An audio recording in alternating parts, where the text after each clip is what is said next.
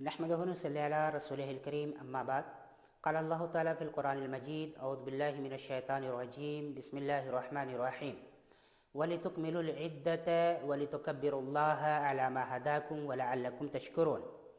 محترم سامعین و سامعات، اللہ تبارک و تعالیٰ کا لاکھ لاکھ شکر ہے کہ ہم نے رمضان المبارک کے اس مبارک رحمت برکتوں والے مہینے کو کمپلیٹ کیا ہے، اور اس سے ہمیں امید ہے کہ ہم سارے لوگوں نے کما حق کو فائدہ اٹھانے کی کوشش کی ہوگی۔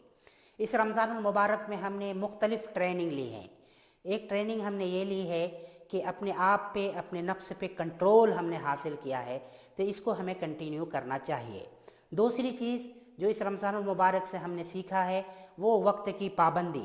ہم نے وقت پہ نمازیں ادا کی ہے، وقت پہ افطار کیا ہے، وقت پہ اپنی ساری چیزیں کی ہے، تو اسے ہمیں دن کے، سال کے بقیہ مہینوں میں بھی اور بقیہ دنوں میں بھی ہمیں وقت کی پابندی کا خاص خیال رکھنا چاہیے۔ دوسری چیز جو اس رمضان المبارک میں ہم نے ٹریننگ لی ہے وہ یہ ہے کہ ہم نے قرآن پڑھا ہے، سنا ہے اور اس کو سمجھنے کی کوشش کی ہے، ساتھ ہی ساتھ اس پہ عمل کرنے کی بھی کوشش کی ہے۔ تو ہمیں اس قرآن پاک کے ساتھ یہی رویہ باقی مہینوں اور باقی دنوں میں بھی کرنا چاہیے۔ اس رمضان المبارک میں ہم نے قیام اللیل کا خاص اہتمام کیا ہے، جس میں ہم نے قرآن پاک کے ساتھ اپنا تعلق مضبوط کیا ہے۔ تو یہ تعلق ہمارا قرآن پاک کے ساتھ مزید مضبوط ہونا چاہیے باقی دنوں میں بھی۔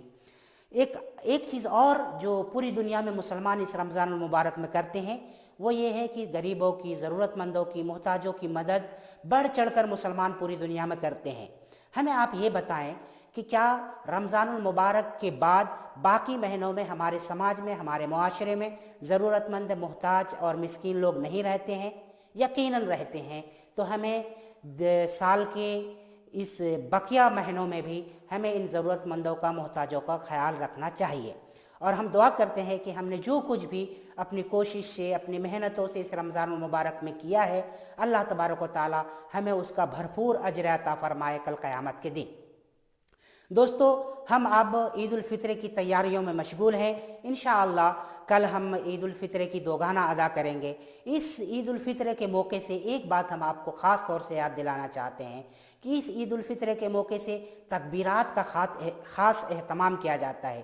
یہ تکبیرات اس بات کا اعلان ہے کہ اللہ تبارک و تعالی عظیم ہے، بابرکت ہے، اسی کی کبریائی ہے، اسی کی بڑائی ہے، یہ مسلمان اعلان کرتے ہیں، اور ہمیں یہ اعلان کرنا چاہیے۔ مسلمانوں کی یہ بڑی اور سب سے اہم ذمہ داری ہے کہ اللہ وحدہ لا شریک کی کبریائی، بڑائی کا اعلان کریں، اور یہ ہماری بڑی ذمہ داری بھی ہے، ہم کو اس کو ادا کرنا چاہیے۔ اس موقع سے ایک دوسری چیز جو اس آیت میں جو ہم نے آپ کے سامنے پڑھی، وَلَعَلَّكُمْ تَشْكُرُونَ، ہم مختلف ذریعوں سے اس کا شکریہ ادا کرتے ہیں، اپنے صدقات کے ذریعے سے، اپنے صدقہ فطر کے ذریعے سے، زکوٰۃوں کے ذریعے سے، تو اس کا بھی ہمیں بقیہ دنوں میں خیال رکھنا چاہیے۔ ہم آخر میں آپ سارے لوگوں کے لیے اللہ تبارک و تعالیٰ سے دعا کرتے ہیں کہ اے العالمین، ہمیں ہمارے اس اعمال کے، ہمارے روزے کی، ہماری تراویحوں کی ہمیں بہترین اجر عطا فرما، بے مثال اجر عطا فرما۔ اور اللہ کے رسول صلی اللہ علیہ وسلم کی اس حدیث کے مطابق کہ اللہ تبارک و تعالیٰ فرماتا ہے، اللہ کے رسول صلی اللہ علیہ وسلم نے فرمایا کہ اللہ تبارک و تعالیٰ فرماتا ہے کہ بندہ مومن دو موقعوں سے خوشیاں مناتا ہے۔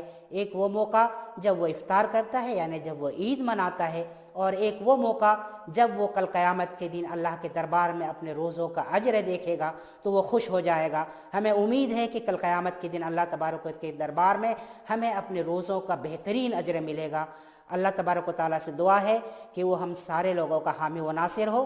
آخر میں آئم یوتھ ونگ کی طرف سے ہم آپ سارے لوگوں کو عید الفطر کی بہت بہت مبارکباد پیش کرتے ہیں۔ جزاک اللہ خیر۔